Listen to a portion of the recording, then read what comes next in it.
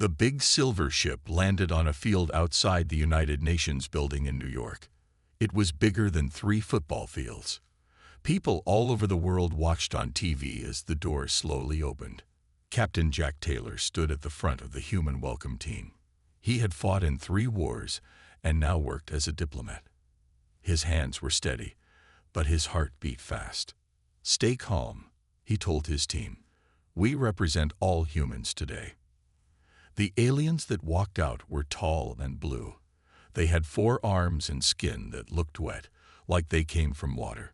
Their leader stepped forward and spoke perfect English. "We are the United Galactic Council. We have been watching your planet for 50 years. We think you are ready to join us." That day changed everything for Earth. Asterisk, asterisk, asterisk. 3 months later, Jack sat in a large round room with representatives from 12 alien species.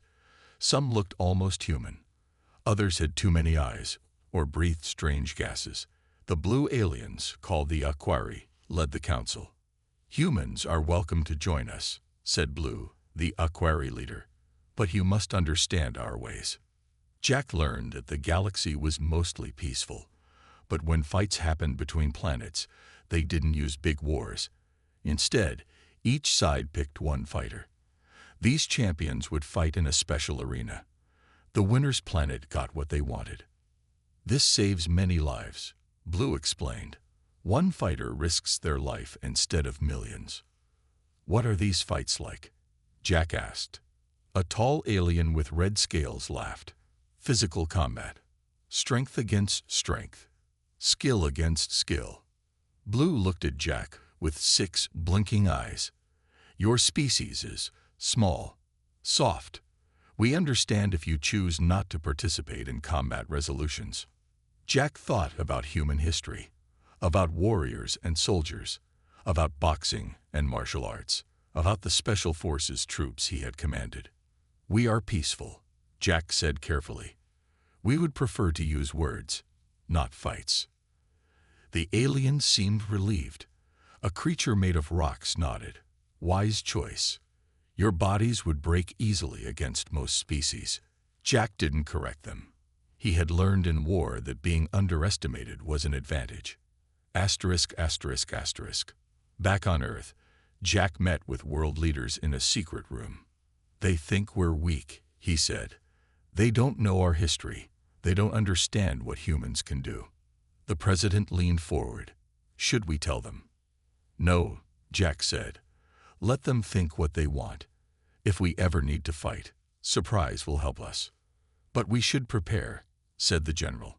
"Just in case." Jack nodded. "I want our best fighters ready. Not the biggest or strongest.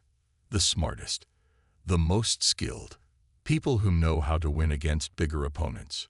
The room was quiet as everyone thought about what this meant. "The aliens fight to avoid war," Jack said, "but they've never met humans before. They don't know that we've been fighting each other and surviving against the odds for thousands of years." The president looked worried. "We should try to keep peace." "Yes," Jack agreed, "but we should be ready for anything." As Jack left the meeting, his phone beeped. A message from Blue. "A small problem has come up.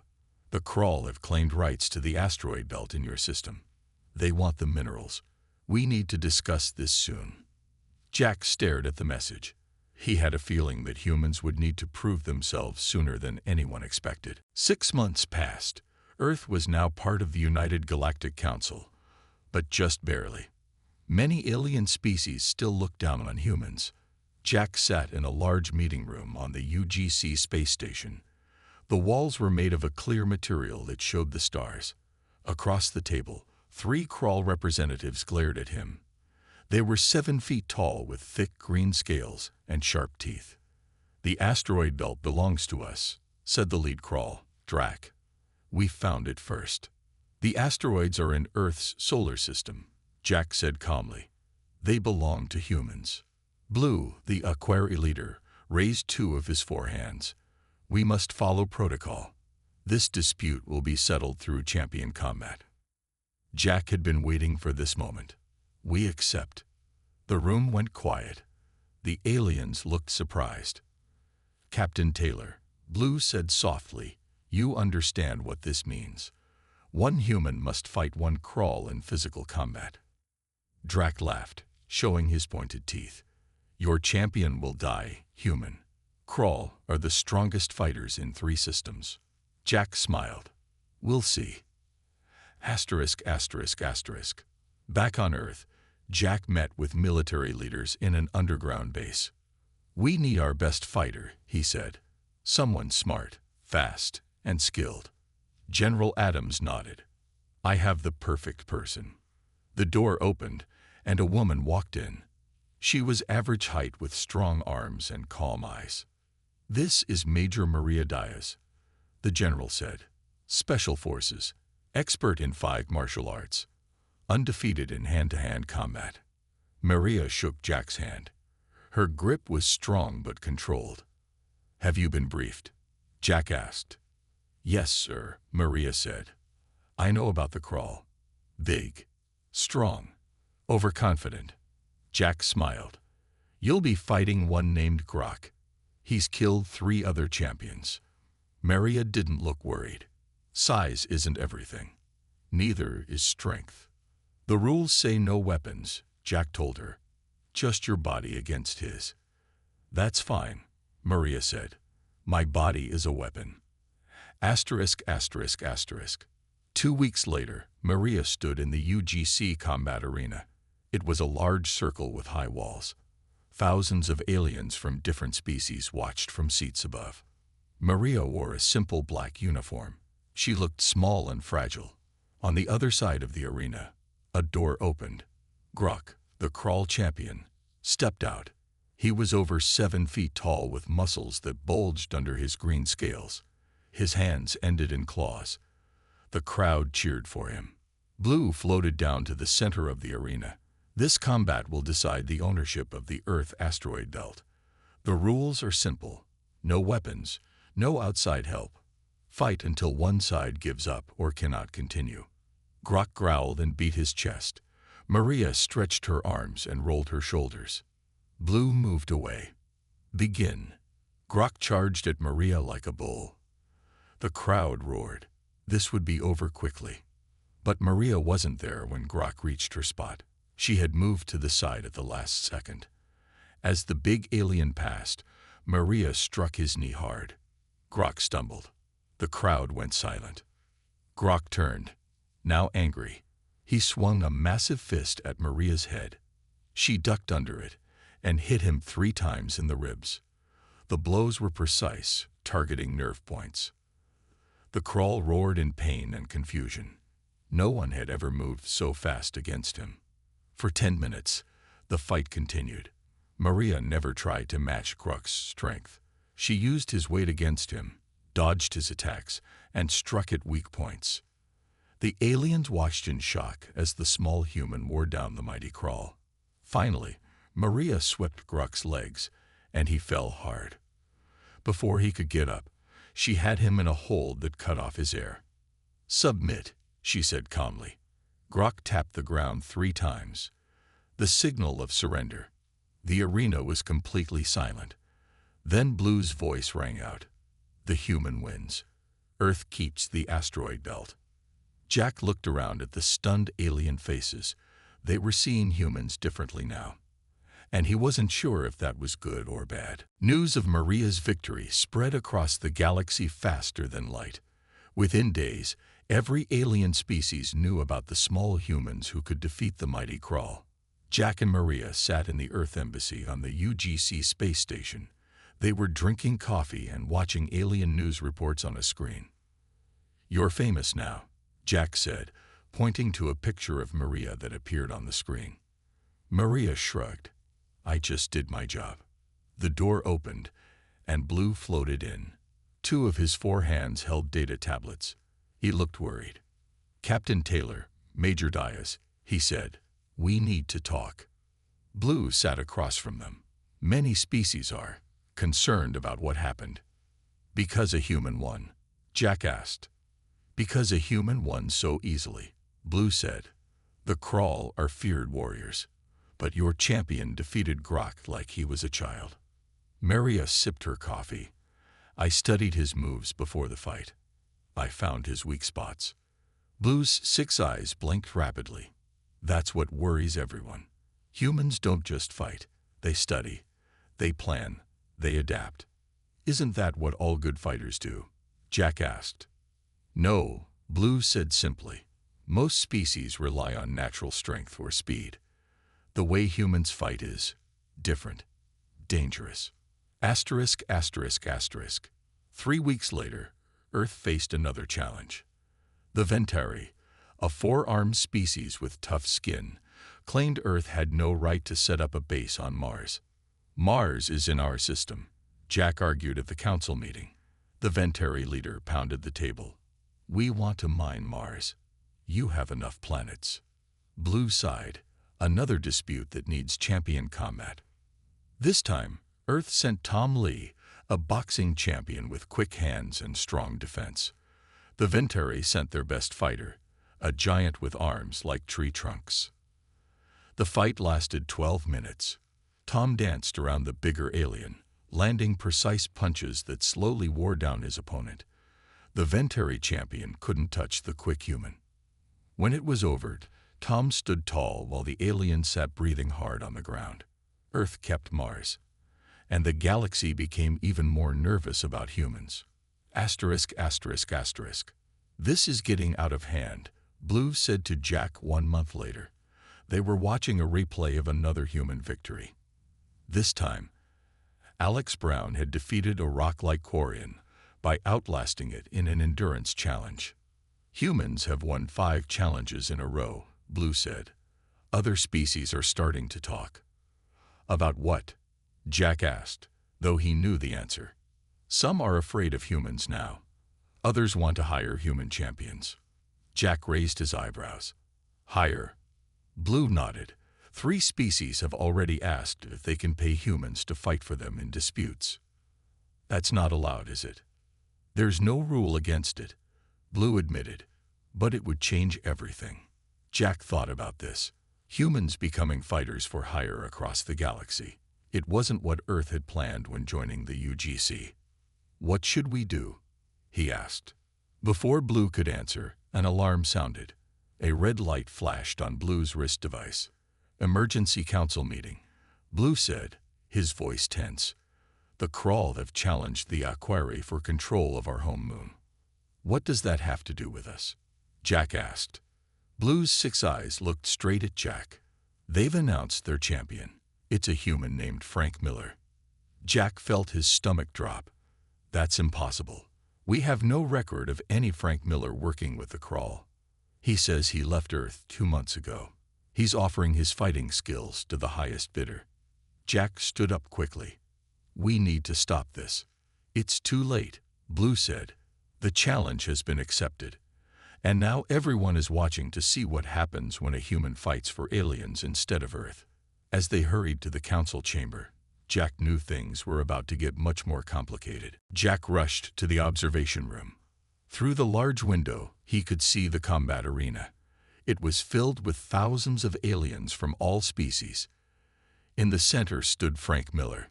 He was tall and muscular, wearing black clothes with red marks. Across from him was an HFY fighter, blue-skinned with 4 arms like Blue. This is bad, Jack said. Very bad. General Adams stood next to him. Miller was kicked out of the military 2 years ago. Anger issues.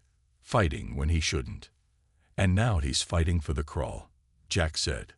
Against our allies. The fight began. The HFY was fast, its 4 arms moving like water. But Frank was smart. He watched, waited, then struck hard at the right moments. In just 8 minutes, the HFY champion lay defeated. The Crawl in the audience cheered wildly. Frank stood with his arms raised, looking at the private box where the Crawl leaders sat. Jack saw money change hands. Asterisk, asterisk, asterisk. 3 months passed. The problem grew worse. More humans left Earth to become fighters for hire. They called themselves champions for hire and charged high prices. Jack met with Earth's leaders in the war room. It's out of control, he said. Humans are winning fights for anyone who pays them. The UGC is worried. The president looked at the map, showing where human fighters had gone. Can we stop them? We can't force them to come home, General Adams said. They're making too much money. This isn't why we joined the UGC, Jack said. We wanted peace, not to become the galaxy's best fighters. A young woman entered the room. It was Maria Diaz, now a colonel after her famous victory. I have more news, she said. Frank Miller has started a training camp on planet Orcs. He's teaching aliens how to fight like humans. The room went silent. This was even worse. If other species learn our fighting methods, General Adams didn't finish his thought. They won't be as good, Maria said, but they'll be better than they are now. Jack stood up. I need to talk to Blue. The UGC has to do something. Asterisk, asterisk, asterisk. On the UGC station, Blue met Jack in a private room. The Aquari looked tired. His usually bright blue skin was dull. We've counted 47 human mercenaries fighting across the galaxy, Blue said. They've won 92% of their fights. I'm sorry, Jack said. We didn't expect this. Blue's 6 eyes looked sad. 3 small planets have been taken over because the attackers hired human champions. The UGC system of combat is breaking down. Jack leaned forward. We can fix this. Earth can make a rule that humans can't fight for other species. It's too late, Blue said. The humans who left won't listen to Earth anymore. They make too much money now. A loud beep came from Blue's wrist device. He looked at it, and his eyes widened. What is it? Jack asked.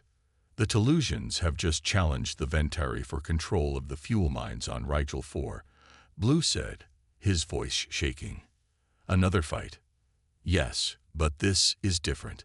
Blue showed Jack the screen on his device. The Tellusians have hired 6 human champions. The Ventari have hired 8. Jack felt sick. Humans fighting humans for alien disputes. Blue stood up straighter. The UGC Council is calling an emergency meeting.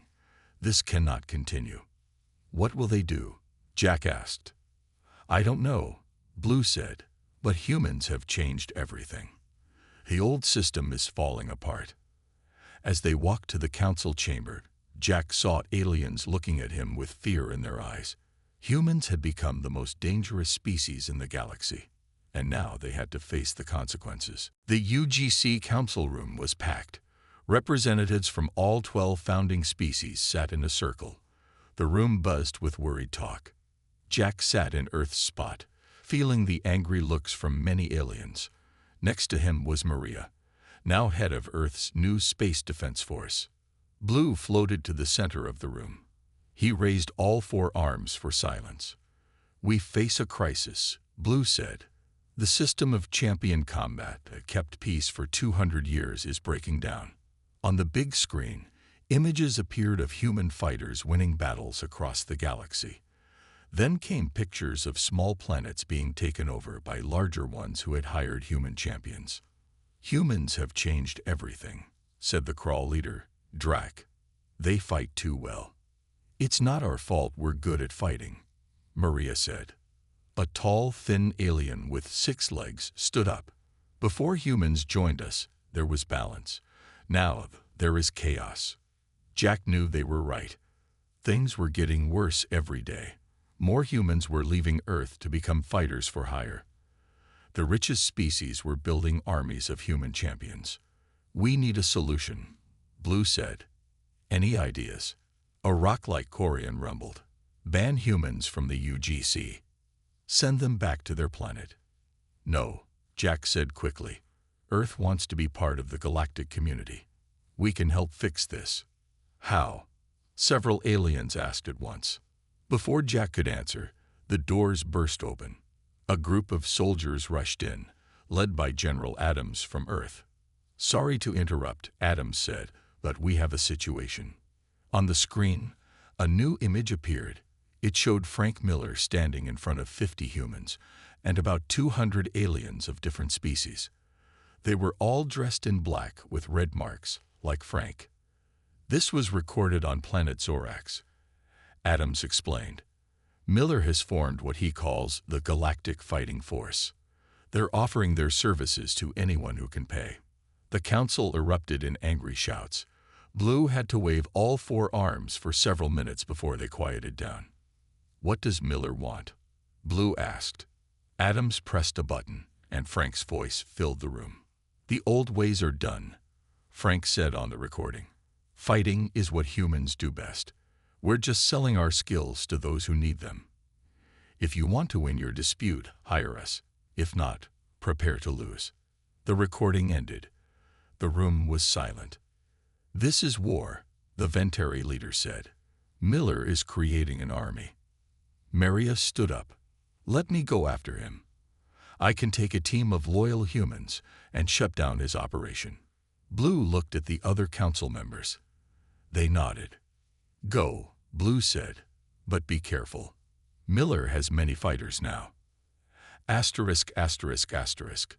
2 days later, Maria's ship arrived at Zorax. She had 10 elite soldiers with her, all people she trusted. Remember, she told them as they prepared to land, Miller and his people are traitors to Earth. They're making all humans look bad. The team landed near Miller's camp. Through binoculars, Maria could see hundreds of aliens training in human fighting styles. Miller walked among them, teaching and correcting. Maria's second-in-command, Joe, whistled softly. There are more than we thought. We need to talk to him first, Maria said. Try to make him understand what he's doing. They approached the camp openly, hands away from their weapons. Guards saw them and called out. Soon, Frank Miller himself walked out to meet them. He looked different now, harder. His eyes were cold. Colonel Diaz, he said with a small smile, the famous first champion of Earth. What brings you to my little school? You need to stop this, Frank, Maria said. You're destroying the peace in the galaxy. Frank laughed. I'm just giving aliens what they want. Fighting is in our blood. Why not get paid for it? The UGC might kick Earth out because of what you're doing. Frank shrugged. Not my problem. I serve whoever pays me now. As they talked, Maria noticed more fighters gathering behind Frank. They were outnumbered at least 20 to 1. This wasn't going to be easy. Maria and Frank stood facing each other in the dusty ground outside the training camp. Behind Frank, at least 200 fighters watched with hard eyes. We can do this the easy way, Maria said. Come back with us. Help fix the mess you've made. Frank laughed. What mess? I've just shown the galaxy what humans can really do. You've started a war, Maria said. Planets are being taken over because of human fighters. The UGC might kick Earth out. Frank stepped closer. Maybe Earth should leave the UGC. We could rule the galaxy instead of just joining it. Maria knew she couldn't win a fight here. There were too many of Miller's people.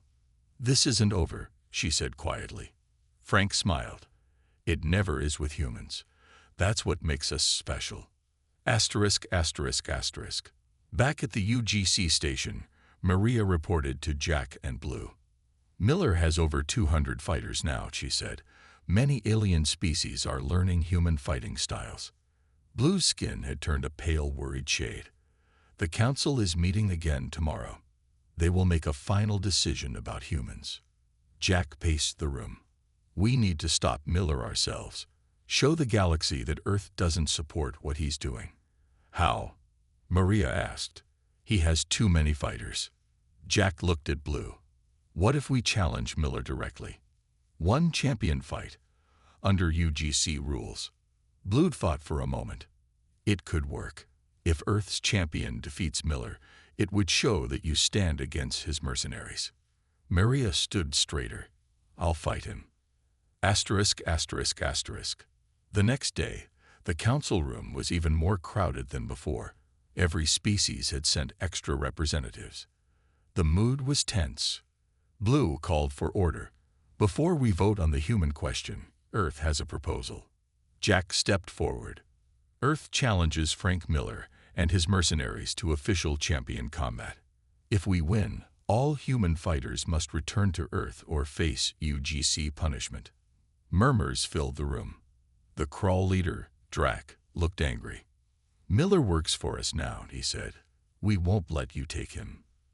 This is bigger than one species, Blue said. The entire UGC system is at risk. After much debate, the council agreed to the challenge. A message was sent to Zorax. Miller's reply came an hour later. I accept. Choose your champion. I will be mine. Asterisk, asterisk, asterisk. 3 days later, the combat arena was packed with spectators from every world. In the center, Maria stood in her black uniform. Across from her was Frank, smiling confidently. Winner takes all, Blue announced. If Earth wins, human mercenaries must return home. If Miller wins, humans may continue to fight for hire. The fight began. Frank was strong and skilled. He had taught many of the moves Maria used. For 20 minutes, they fought evenly, neither gaining advantage. Then Frank made a mistake. He tried a complex move that left him off balance for just a second. Maria saw her chance and took it. Frank fell hard. Maria had him pinned in a hold he couldn't break. Submit, she said through gritted teeth. For a long moment, Frank resisted. Then, slowly, he tapped the ground 3 times. The arena erupted in a mix of cheers and angry shouts. Blue floated down. Earth has won. The terms will be enforced. But as Maria helped Frank up, he whispered, this won't stop anything. There are too many of us out there now. Asterisk, asterisk, asterisk. That night, the UGC Council met in emergency session. No humans were allowed. When it was over, Blue came to Jack's quarters. His face was sad. The council has voted, Blue said. Emergency Regulation 773 has passed. What does that mean? Jack asked, though he feared he knew. From this day forward, no human may participate in official combat resolution between species. Teaching human fighting methods to non-humans is forbidden. Jack sat down heavily. They're banning us from fighting. Blue nodded. The vote was unanimous, except for Earth. What about the mercenaries? Miller's fighters. UGC peacekeepers will find them. They must return to Earth or face imprisonment. Jack looked out the window at the stars. So humans are too dangerous to fight. Yes, Blue said simply. The galaxy fears you now. 5 years passed since Emergency Regulation 773 banned humans from fighting in the galaxy. Much had changed. Jack walked through the halls of the UGC headquarters. Aliens no longer looked at him with fear. Now they nodded with respect. He entered the main council room, where Blue waited. The Aquari leader's skin was a healthy bright blue again. Ambassador Taylor, Blue said, using Jack's new title. Good to see you. Jack smiled. You too, head counselor. They both had new jobs now. Jack led Earth's diplomatic team, and Blue ran the entire United Galactic Council. How is the new system working? Jack asked. Blue gestured to a large screen showing a map of the galaxy. Better than expected. Disputes are down 60%. The peace teams are handling most problems before they need combat resolution. After the fighting ban, humans had found a new role in the UGC. They became mediators and problem solvers. Their creative thinking and ability to see different sides of an issue made them perfect for this work. And the Human Crisis Response Team? Blue asked. Ready if needed, Jack said, but we haven't had to use them yet. The response team was led by Maria, now Admiral Dias. It was the only group of humans allowed to fight in special cases when all else failed. The UGC kept them as a last resort for the most dangerous situations. What about Frank Miller? Blue asked quietly. Jack's face turned serious. Still missing. We've caught most of his followers, but he disappeared after the ban. Frank had gone into hiding with a small group of loyal fighters. They were wanted across the galaxy, but no one had found them. He'll turn up eventually, Jack said. No one can hide forever. A young aide rushed into the room. Emergency call from Sector 8. Blue activated the communication screen. A panicked alien appeared. Terrorists have taken over the main space station at Junction 12, the alien said. They have bombs and hostages. They're demanding control of the jump gate. Junction 12 was one of the busiest travel points in the galaxy. Thousands of ships passed through every day. Who are they? Blue asked. A mixed group, different species, but they fight like. The alien hesitated. Like humans, Jack finished. Blue and Jack shared a look. They both knew what this meant. Miller, Jack said. Blue turned to his aide. Call an emergency session. And contact Admiral Diaz. We need the Human Crisis Response Team. Asterisk, asterisk, asterisk. 6 hours later, Maria and her team of 20 elite human fighters approached Junction 12 in a stealth ship. They wore special armor that let them move silently. Remember, Maria told them, these are Miller's people. They know our fighting styles. Be unpredictable. The team entered the station through a maintenance tunnel. Using their special training, they moved through the station without being spotted. They found the hostages in the main control room, guarded by 15 fighters of different species, and standing in the center was Frank Miller. He looked older but still dangerous.